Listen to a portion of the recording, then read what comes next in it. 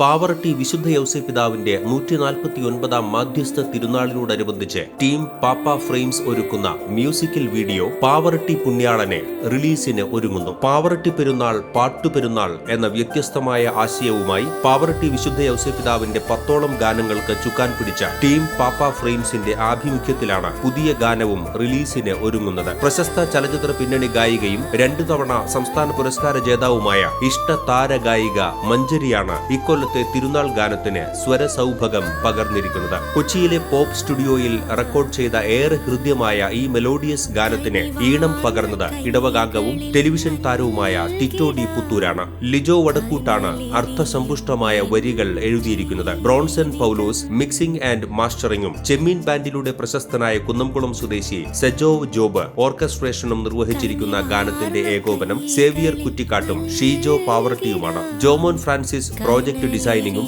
ജിതിൻ പുലിക്കോട്ടിൽ ചിത്ര സംയോജനവും സുനിൽ നായർ ഛായാഗ്രഹണവും നിർവഹിച്ചിരിക്കുന്ന ഈ ഗാനത്തിന്റെ ദൃശ്യ സംവിധാനം ജെബിൻ ജോസഫാണ്.